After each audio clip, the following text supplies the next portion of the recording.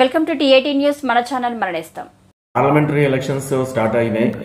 ఇప్పుడు అంత మెటీరియల్ తర్వాత సిబ్బంది పోలీస్ ఆఫీసర్స్ తర్వాత అన్ని వెళ్ళిపోయినాయి.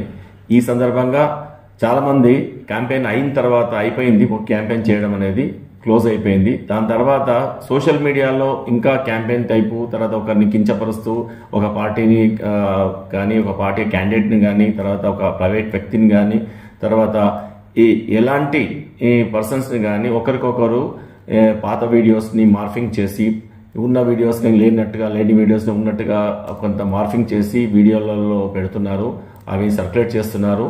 ఇలాంటి ఫేక్ వీడియోస్ పెట్టిన వాళ్ళని చాలా కఠినంగా శిక్షించబడతారు, కఠినమైన కేసులు రిజిస్టర్ చేయబడతాయి. ఈ పెద్దపల్లి కాన్స్టిట్యూషన్స్లో మనం రామగుండం కానీ మంచిర్యాల కానీ ఎక్కడైనా సరే ఎక్కడి నుంచి ఎక్కడికైనా మీరు ట్రాన్స్మిషన్ చేసినా మీరు అడ్మిన్ ఎవరైతే ఉన్నారో వాళ్ళని, దాని తర్వాత ట్రాన్స్మిట్ చేసిన వాళ్ళని, ఫార్వర్డ్ చేసిన వాళ్ళని, డౌన్లోడ్ చేసుకున్న వాళ్ళకి అగెనిస్ట్గా కేసులు చేయబడతాయి, కఠినమైన సెక్షన్స్ పెట్టబడతాయి. ఈవెన్ పీడీ యాక్ట్ కూడా పెట్టడానికి మేము వెనకాడము.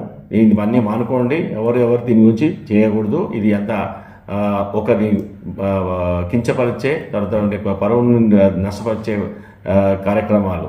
సో ఇవన్నీ ఎవరు పెట్టినా వాళ్ళని ఇమీడియట్గా మీరు డిలీట్ చేసుకోండి ఆర్ మీరు బ్లాక్ చేసుకోండి. అట్లాంటి వాళ్ళని ఇమీడియట్గా మాకు కంప్లైంట్కి ఇవ్వండి. ఎవరైతే ఇలా ఫార్వర్డ్ ఇస్తున్నారో కంప్లైంట్ ఇవ్వండి, వాళ్ళ మీద చర్యలు తీసుకోబడతాయి.